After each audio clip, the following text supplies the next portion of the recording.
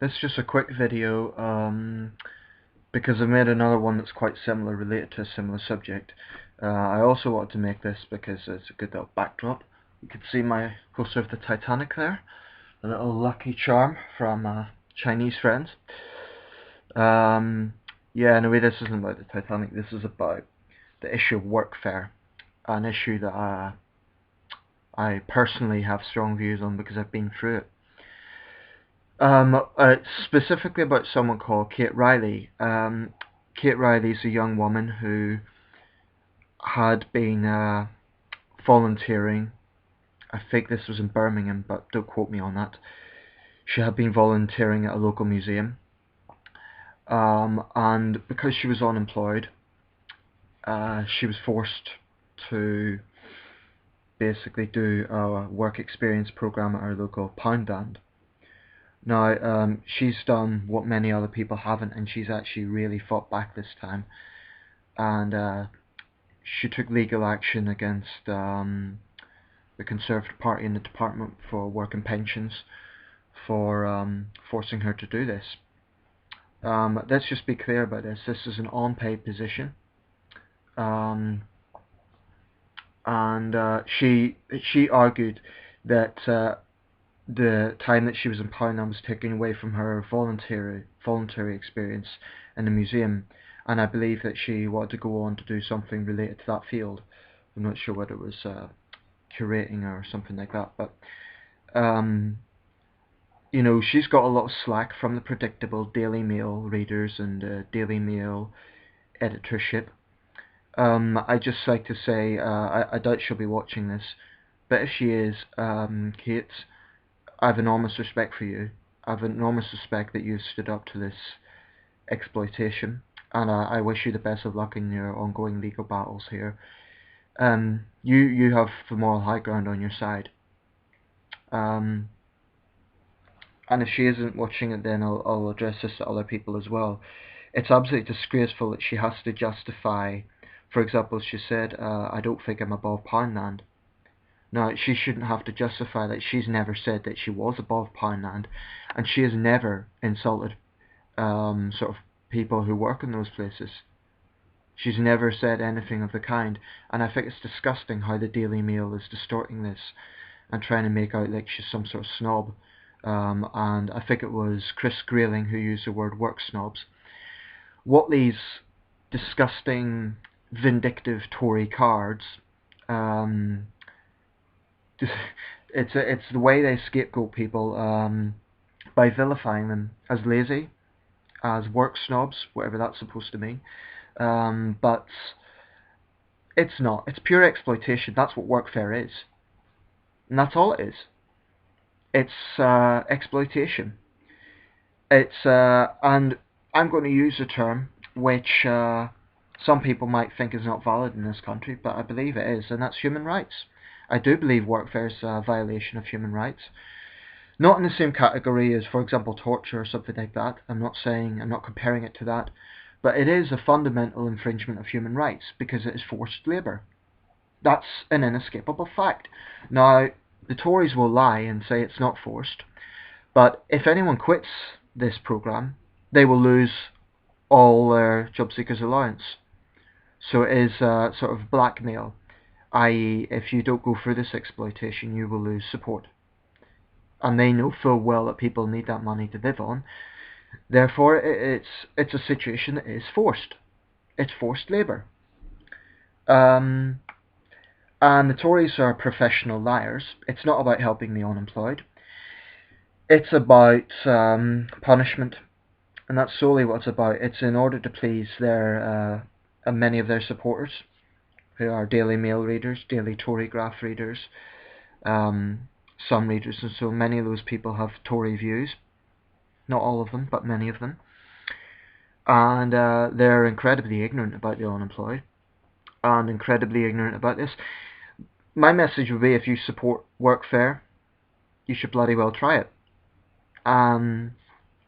You know, it's got nothing to do with helping the unemployed. It's designed to punish, and it's the most cowardly thing this government is doing.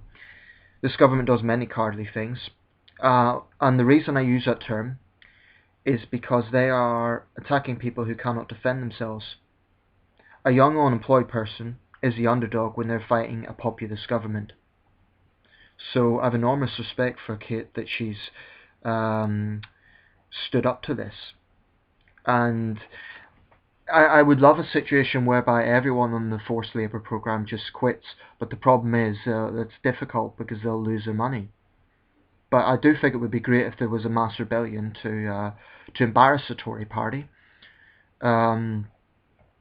Now, Vince Cable spoken out, the business secretary, and said that George Osborne in his autumn statement was wrong to vilify people out of work. That's true, but it's what his bedfellows have been doing for the past 2 years. Now, I think Vince Cable's a decent man, and I'm grateful that he spoke out, but if he's only recognised this now, this is what the Tories always do. It's what they've been doing since day one. And his colleague, Nick Clegg, has not helped matters by reinforcing stereotypes and lies about the unemployed. When asked about the issue of how the unemployed are stigmatised, Clegg's response was, "I believe in work," as if implying that unemployed people are lazy, and they don't. He avoided the question. What he should have said was, "I'm a liberal, therefore I'm opposed to discrimination." You know, once Clegg came out with something along the lines of, "I've always been naturally hostile to all forms of discrimination." No, you aren't, Cleggers, because you support discrimination against the unemployed. And your callous, cold-blooded Tory bastard friends, I'm just going to get into a rant now, but I've said pretty much what I wanted to say on this subject. Respect to Cait Reilly. I know she's getting a lot of slack. All she is doing is defending her right to free choice, to not be exploited. That's all she's fundamentally doing, is defending her right not to be exploited. And for that, she's branded a work snob, she's branded lazy, she's branded all sorts of things by the gutter press and by the vicious little rag known as the Daily Mail. So respect to Cait Reilly. I hope she wins her legal case, although I'm dubious. I'm pleased to see the Czech Republic's just banned forced labour. I think they had a similar programme in place. They've just banned it for that reason, that they recognise it as forced labour. So if a former communist country can ban it, then it's absolutely disgraceful that it still continues in Britain. And it's shameful. It's a stain on this country. And it is an eternal stain on the Tory party. They're not doing it out of necessity, they're doing it because it's ideological. They're against unemployed people. Their voters are against unemployed people. They want to humiliate and punish. That's what it comes down to. It's got absolutely nothing to do with lowering unemployment. The Tories probably like the fact there's high unemployment because it gives them a scapegoat. They're callous bastards, and that's what they are. I believe on the issue of unemployment, there's no such thing as a Tory with compassion. In other areas, yeah, they might have international development or whatever. But on unemployment in Britain, they're cold-blooded. They have no human compassion whatsoever. None. Zilch.